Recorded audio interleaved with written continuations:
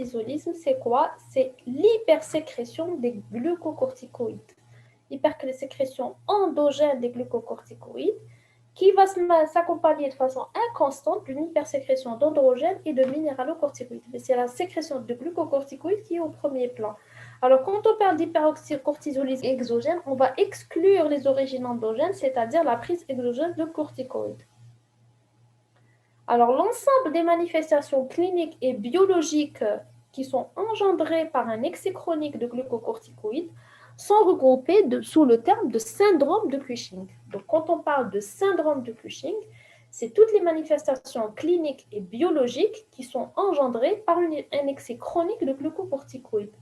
Et quand cet excès de glucocorticoïdes a pour origine une hypersécrétion d'ACTH par un adénome hypophysaire, on appelle ça maladie de Cushing. Donc la maladie de Cushing, c'est le syndrome de Cushing qui est lié à un adénome hypophysaire. Sur le plan clinique, les signes spécifiques de cet hypercortisolisme, c'est ce qu'on appelle les signes d'hypercortisolisme physique. Donc on a l'amyotrophie, elle prédomine au niveau des ceintures, de l'abdomen, elle est responsable d'une fatigabilité à la marche, elle est parfois discrète, et on la met en évidence avec la manœuvre du tabouret, vous connaissez. Donc, on demande au patient de s'accroupir, comme s'il était assis sur un petit tabouret, et puis de se relever sans s'aider de ses mains. Et là, on verra que le patient ne pourra pas se relever sans s'aider de ses mains. Donc, ça, c'est le signe du tabouret. On peut avoir une atrophie cutanée ou sous-cutanée qui va engendrer une peau mince, une lenteur à la cicatrisation. Les vaisseaux sont fragiles, ce qui va nous donner des ecchymoses au moindre choc. La peau du visage qui est érythrosée, qui est congestive avec varicosité et télangiectasie. Et on aura aussi, sur le plan cutané, des vergetures qui sont assez caractéristiques du syndrome de Cushing. Ces vergetures, elles sont larges, elles sont pourpres, et elle prédomine au niveau de la partie inférieure de l'abdomen et de la racine des membres. Donc, il faudra le différencier des vergetures qu'on voit chez les personnes qui ont pris du poids de façon importante ou chez les personnes chez les femmes qui ont fait des grossesses, surtout si elles ont eu de gros bébés ou l'intérieur, c'est-à-dire une distance importante de l'abdomen. Elles peuvent avoir des vergetures au niveau de la base du ventre, mais c'est des vergetures qui ne sont pas très larges et surtout, elles sont blanches. Elles ne sont pas pourpres. On a d'autres signes qui sont beaucoup moins spécifiques, en particulier la prise pondérale, qui est presque constante, qui a une topographie particulière. Elle est essentiellement facio-tronculaire. Donc, ça veut dire que le visage, il est arrondi, il est bouffi, avec un comblement des crocus claviculaires, avec un aspect de buffalo-neck ou de bosse à bison, on va le voir sur les photos. Et puis, chez la femme, on peut avoir des signes d'hyperandrogénie. On avait dit que, lorsqu'on avait fait la physiologie, que l'hypersécrétion d'androgènes surrénaliens n'avait pas de répercussions cliniques chez l'homme. Par contre, elle pouvait avoir des répercussions cliniques chez la femme. Donc, chez la femme, l'hypersécrétion des androgènes surrénaliens peut entraîner un hirsutisme qui est généralement modéré, une séborrhée du visage et du cuir chevelu et des lésions acnéiques. Donc là, sur ces photos, on voit bien l'aspect caractéristique des vergetures qui se trouvent au niveau de la racine au niveau de la base de l'abdomen, qui sont très larges et qui sont pourpres, donc rougeâtres.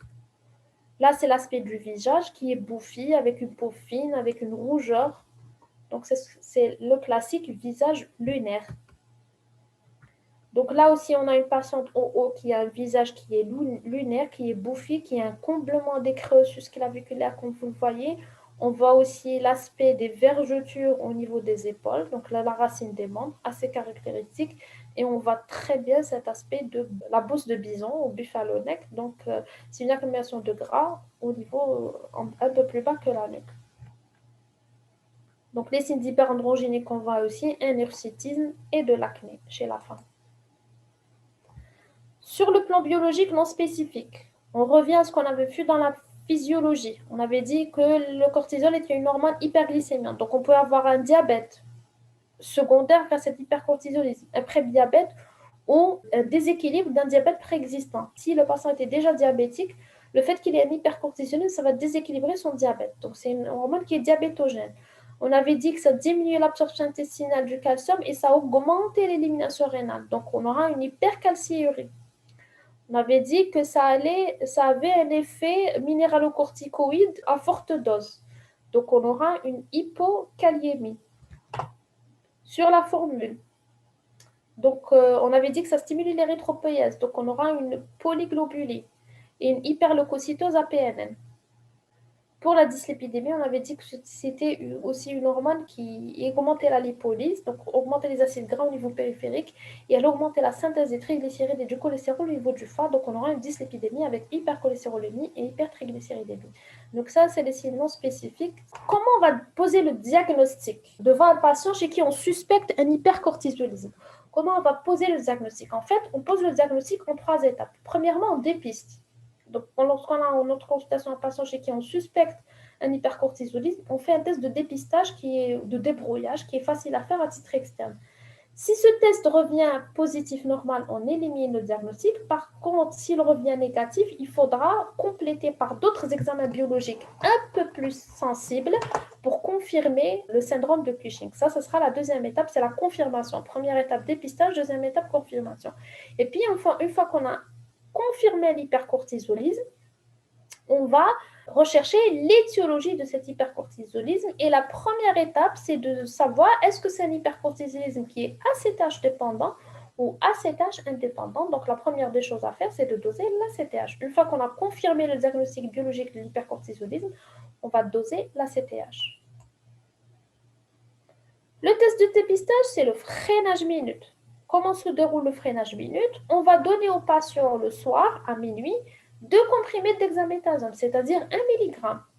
Le lendemain matin, il va aller au laboratoire, il va doser son cortisol sanguin. Si son cortisol sanguin baisse après administration d'hexaméthasone, on dira que le test est positif, normal, et on élimine le syndrome de Cushing. Par contre, si le cortisol ne baisse pas après injection de dexaméthasone, il devrait baisser. S'il ne baisse pas, on dira que le syndrome de Cushing est très probable, mais à ce moment-là, on passera à la deuxième étape, qui est l'étape de confirmation de l'hypercortisolisme par d'autres examens qui sont plus spécifiques. Pour confirmer l'hypercortisolisme, on doit confirmer l'une de ces choses ci-dessous. Donc, on doit confirmer qu'il y a une anomalie quantitative ou qualitative de la sécrétion du cortisol. Soit on va prouver que le cortisol est sécrété de façon excessive durant le nictémère, durant les 24 heures, et pour faire ça, on doit doser le cortisol libre et urinaire qui reflète la sécrétion du cortisol pendant les 24 heures. Soit on va prouver que la sécrétion du cortisol ne suit plus un rythme circadien, que le rythme circadien de la sécrétion du cortisol est rompu. Souvenez-vous, je vous avais dit que lorsqu'on avait fait le premier cours que le cortisol suivait un rythme de sécrétion qui est circadien. Il était maximal le matin et un peu plus bas en fin de journée. Donc, si on prouve que ce rythme circadien est rompu, ça veut dire qu'il y a probablement un hypercortisolisme. Et pour le prouver, on va doser le cortisol à minuit, là où il est censé être le plus bas. Si à minuit, on a un taux de cortisol qui est élevé, ça veut dire que le cycle est rompu et que probablement on a un hypercortisolisme endogène. Ou bien, on va prouver que l'axe corticotrope résiste au rétrocontrôle par les glucocorticoïdes iatrogènes. À ce moment-là, on fera un test de freinage qui est un peu plus spécifique que le précédent, c'est le freinage faible. On ne fera pas le freinage minute, on fera le freinage faible. Donc, pour le premier test, je vous ai dit, on peut prouver qu'il y a une hypersécrétion de cortisol en dosant le cortisol libre urinaire en 24 heures. Donc, je collecte les urines du patient pendant 24 heures. Je vais demander au laboratoire de doser le cortisol. On pose le diagnostic d'hypercortisolisme endogène si le CLU est supérieur à 3 fois la norme. Je suspecte un syndrome de Cushing chez un patient. Je l'hospitalise. Je lui fais la collecte des urines des 24 heures et il faut mieux faire plusieurs jours de suite, 2 ou 3 jours de suite. Et le laboratoire me dit, aujourd'hui, le patient a eu un CLU, c'est-à-dire un cortisol libre urinaire, c'est-à-dire une cortisolurie des 24 heures, à 7 fois la norme. Demain, je la refais, il a 8 fois la norme. Le lendemain, il est à 7 fois et demi la norme. Donc, j'ai 3 CLU qui sont supérieurs à 3 fois la norme. Je pose mon diagnostic, je ne suis pas obligée de faire les autres examens. Si je ne peux pas faire le CLU, par exemple, je ne peux pas le faire chez un patient qui a une insuffisance rénale. D'accord? Donc, je vais faire autre chose. Je vais faire, par exemple, le rythme circadien de sécrétion du cortisol. Je vais dire qu'il est rompu. Comment je fais? Je dose mon cortisol à minuit. Si mon cortisol à minuit est élevé, supérieur à 200 nanomoles, le cortisol est censé être très, très bas à minuit. S'il n'est pas bas à minuit, c'est que ce n'est pas normal. C'est que j'ai probablement un hypercortisolisme endogène. Et puis, le troisième examen que je pourrais faire, c'est de prouver qu'il y a une résistance au rétrocontrôle par les glucocorticoïdes iatrogènes. Et à ce moment-là, on ne fera pas un freinage minute, on fera un freinage faible. C'est quoi le freinage faible? C'est donner un comprimé toutes les 6 heures pendant 48 heures. Rappelez-vous, le freinage minute, je donnais 2 comprimés à minuit, je dosais le lendemain matin. Là, j'hospitalise mon patient et je lui donne un comprimé toutes les 6 heures pendant 48 heures, c'est-à-dire pendant 2 jours. Le troisième jour, je dose mon cortisol le matin. Normalement, il devrait être effondré, inférieur à 50. S'il baisse, c'est que c'est bon, mais il n'y a pas d'hypercortisolisme. S'il reste quand même élevé, ça veut dire que j'ai un hypercortisolisme endogène. Pourquoi on a 3 tests? En fait, ces 3 tests peuvent être complémentaires parce qu'il y a des tests qui sont contre-indiqués ou qui ne sont pas fiables chez certaines personnes. Par exemple, je vous donne un exemple. Un patient, je vous ai déjà donné l'exemple, un patient qui a une insuffisance rénale, le CLU n'est pas très fiable chez lui. Autre exemple, une patiente qui est sous œstroprogestatif, qui a une pilule œstroprogestative, le freinage n'est pas très fiable chez elle. Pourquoi? Les œstrogènes, on vient de le dire, augmenter la protéine de transport, augmenter la CBG. Et donc, c'est un artefact. Ça va faussement me donner un cortisol qui est élevé. On en a parlé lorsqu'on a fait le premier cours. Je vous ai dit que lorsqu'on a des protéines de transport et que le dosage dose l'hormone totale, par exemple pour les hormones thyroïdiennes, on ne dose pas l'hormone totale, on dose l'hormone libre. Mais pour le cortisol, la testostérone, le stradiol, on dose l'hormone totale. L'hormone totale, c'est quoi? C'est l'hormone qui est libre et l'hormone qui est liée aux protéines. Mais on avait dit que sur le plan pratique, c'était l'hormone libre qui était active. Donc, une personne qui est sous œstroprogestative, elle aura le taux d'hormones liées qui est très élevé parce qu'elle a trop de protéines de transport. Mais par contre, la fraction libre sera normale. Donc, chez une patiente qui est sous œstroprogestatif, je ne peux pas faire de freinage. Par contre, le cortisol urinaire est très fiable chez elle. Je peux faire le CLU. C'est pour ça qu'on a 3 examens, mais on n'est pas obligé d'avoir les 3. On peut se contenter d'un seul lorsqu'il est franchement pathologique pour retenir le diagnostic. Donc, soit le cortisol libre urinaire qui est supérieur à 3 fois la norme, soit un cortisol à minuit qui est élevé, soit un cortisol qui n'est pas freinable au freinage faible. Pas le freinage minute, mais le freinage faible. Vous noterez ici que le cortisol de base, c'est-à-dire sans test dynamique, n'a pas d'intérêt au diagnostic, contrairement à l'insuffisance surrénalienne, où je peux me contenter du cortisol seulement pour poser le diagnostic. S'il est effondré, je pose le diagnostic d'insuffisance surrénalienne. Dans l'hypercortisolisme, faire un cortisol de base n'a aucun intérêt, parce qu'il peut être faussé, peut être élevé par plusieurs choses. Une maladie, un stress, on avait dit qu'un stress a activé l'axe corticotrope, une grossesse, etc. Maintenant qu'on a posé notre diagnostic, soit on a inclus un supérieur à 3 fois la normale, soit on a un cortisol à minute qui est très élevé, soit on a un freinage faible qui est négatif, un cortisol qui est resté élevé après freinage faible. Donc, on a retenu le diagnostic d'hypercortisolisme. Deuxième étape, c'est rechercher l'étiologie. Et la première chose à faire pour rechercher l'étiologie, c'est de doser la CTH, comme pour l'insuffisance surrénalienne. C'est pour savoir si l'hypercortisolisme est ACTH dépendant ou ACTH indépendant. Si la CTH est basse, elle est freinée, on parle d'un syndrome de Cushing non ACTH dépendant. Et dans ce cas-là, on va penser à une cause surrénalienne. Parce que lorsque la surrénale sécrète trop de cortisol, elle va freiner la sécrétion de la CTH et donc la CTH va être basse. Par contre, si j'ai un taux d'ACTH qui est élevé ou qui est normal, alors qu'il ne devrait pas l'être, en tout cas, il n'est pas effondré, on parlera de syndrome de Cushing ACTH dépendant. C'est soit une cause hypophysaire, c'est la cause la plus fréquente, un adénome hypophysaire, une maladie de Cushing, soit une cause paranéoplasique. Pourquoi l'ACTH ne s'effondre pas? Parce que justement, le problème, c'est une hypersécrétion d'ACTH. Donc, même si on a un cortisol qui est élevé, l'ACTH ne se freine pas. Donc, le problème, c'est au niveau de l'ACTH. C'est elle qui est élevée, qui active, qui stimule la synthèse de cortisol. Donc, à ce moment-là, on aura 2 étiologies, soit l'adénome hypophysaire, maladie de Cushing, ou bien un syndrome paranéoplasique. Alors, l'imagerie. Donc, après avoir la CTH, on sera guidé pour l'imagerie. Donc, l'imagerie, si on a un hypercortisolisme non ACTH dépendant, c'est-à-dire une cause surrénalienne, bien sûr, la première chose à faire, c'est la TDM surrénalienne. Maintenant, si l'hypercortisolisme est ACTH dépendant, c'est-à-dire qu'on a une ACTH qui est élevée, La première chose à faire, c'est l'IRM hypothalamo-hypophysaire, à la recherche d'un adénome hypophysaire qui va poser le diagnostic de maladie de Cushing. Mais parfois, l'IRM, elle est normale. Attention, même si l'IRM est normale, ça n'élimine pas une maladie de Cushing. Parce que dans la maladie de Cushing, contrairement aux autres étiologies, l'adénome corticotrope, c'est-à-dire l'adénome de la maladie de Cushing, est souvent très petit. Donc, il peut ne pas être visualisé à l'IRM. Donc, un syndrome de Cushing ACTH dépendant avec IRM normal, ça n'élimine pas à 100% la maladie de Cushing. Dans ce cas-là, on sera obligé de faire des examens complémentaires pour trancher entre la maladie de Cushing et le syndrome paranéoplasique. Et le premier examen qu'on est censé faire, c'est le cathétérisme du sinus pétreux. Alors, le cathétérisme du sinus pétreux, je vous l'explique simplement. Donc, c'est un examen qui est spécialisé. Le principe, c'est quoi?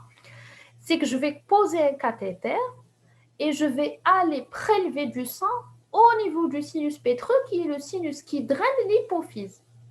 Et je vais doser l'ACTH au niveau de l'hypophyse, plus un dosage de l'ACTH au niveau périphérique. Si je vois que l'ACTH que j'ai dosé au niveau périphérique est beaucoup plus élevé que l'ACTH que j'ai dosé au niveau de la périphérie, ça veut dire que cette ACTH qui est en excès dans le sang, elle est d'origine hypophysaire, parce qu'elle est très élevée au niveau de l'hypophyse, ensuite elle va se diluer dans la circulation générale. Par contre, si je prélève au niveau de l'hypophyse du sang et que le taux d'ACTH n'est pas différent du taux d'ACTH au niveau de la périphérie, ça veut dire que l'hypersécrétion de l'ACTH ne provient pas de l'hypophyse, elle provient d'ailleurs. Donc, c'est probablement un syndrome paranéoplasique. Ça, c'est le premier examen à demander.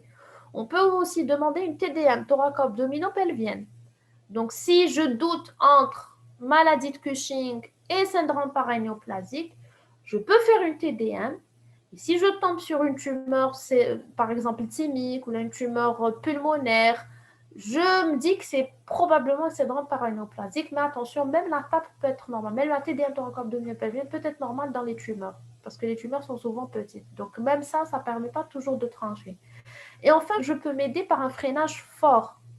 Le freinage fort, c'est quoi? C'est plus fort que le freinage faible, c'est-à-dire je vais donner pendant 48 heures de plus fortes doses de corticoïdes. Au lieu de donner 1 mg, je donne 2 mg à chaque 6 heures. Je donne 2 mg chaque 6 heures et je dose mon cortisol. Le principe, c'est que la maladie de Cushing, elle reste quand même une pathologie bénigne. Donc, si je freine beaucoup, je vais réussir à freiner ma sécrétion d'ACTH. Donc, le taux de cortisol va quand même baisser un peu. Donc, si le freinage fort est positif, ça veut dire que j'arrive quand même à baisser la sécrétion de cortisol sous de très fortes doses de corticoïdes, c'est que c'est probablement hypophysaire. Par contre, le syndrome paranéoplasique ne répond pas même aux très fortes doses de corticoïdes. Donc, ça, c'est les 3 examens qui peuvent m'aider pour trancher entre Cushing paranéoplasique et maladie de Cushing, c'est-à-dire par adénome hypophysaire, donc soit cathétérisme du sinus pétreux, idéalement, soit une TDM à la recherche d'une tumeur, soit un freinage fort qui sera positif dans la maladie de Cushing et négatif dans le syndrome paranéoplasique. Donc, le diagnostic positif, on a vu qu'il y avait 3 examens à faire.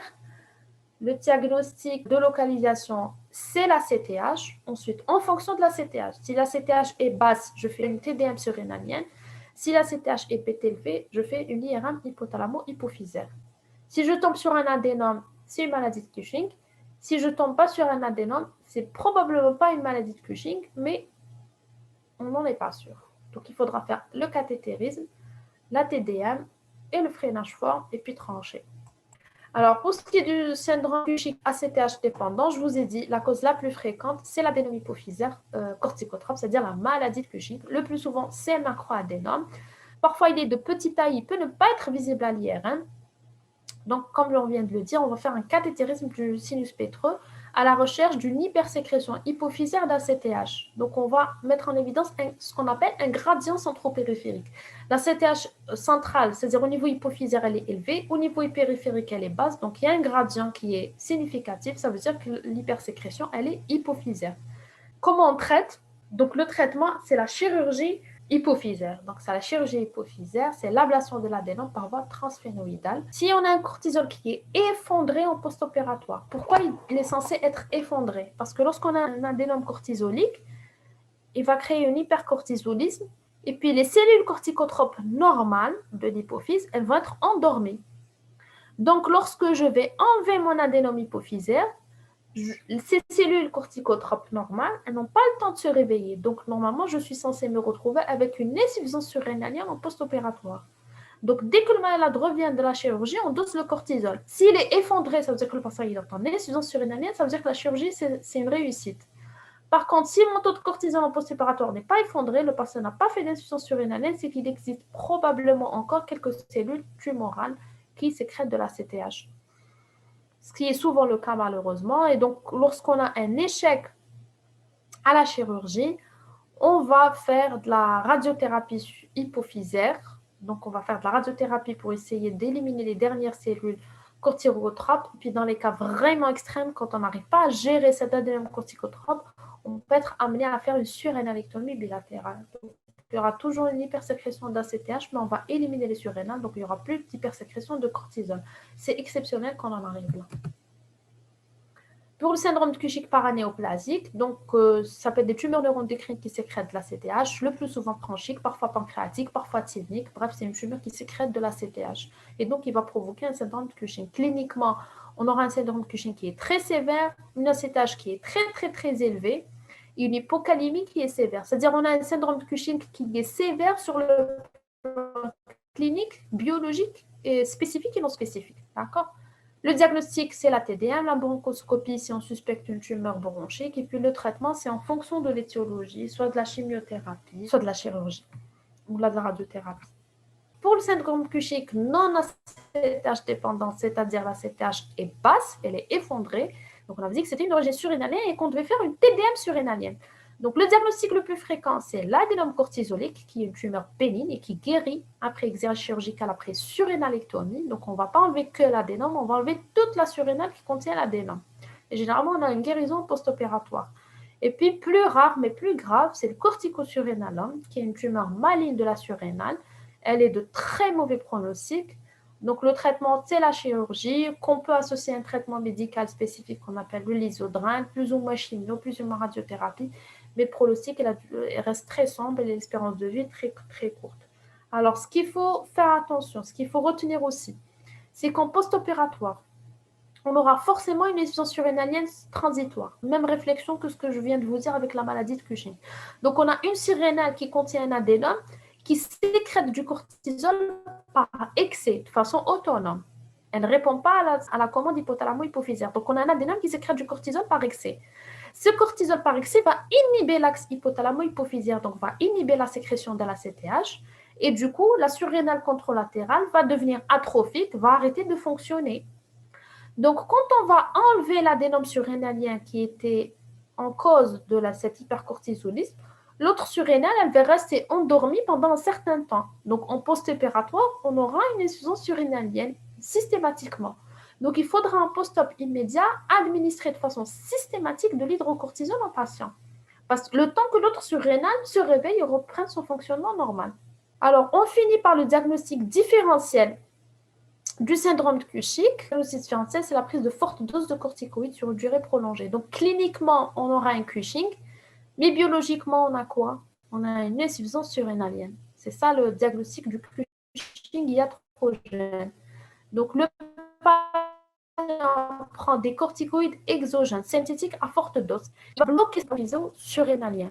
Donc, on aura une CRH basse, une ACTH effondrée et un taux de cortisol qui est effondré. Pourquoi le taux de cortisol il est effondré? Parce que la surrénale ne fonctionne plus. D'accord? Et les corticoïdes exogènes qu'on prend, ils ne seront pas dosés par le prélèvement. Donc, on aura un cortisol effondré, une ACTH effondrée. Donc, cliniquement, on aura un hypercortisolisme et biologiquement, on aura un déficit corticotrope. D'accord? C'est important à retenir. Et puis, parfois, on a ce qu'on appelle les pseudo-syndromes de Cushing, comme l'éthylisme chronique et la dépression profonde. Donc, on a des patients qui, physiquement, cliniquement, ils peuvent nous évoquer un syndrome de Cushing avec une érythrose du visage, avec une obésité facio-tronculaire, mais biologiquement, donc il n'y a pas d'hypercortisolisme, c'est ce qu'on appelle les syndromes de pseudo-Cushing.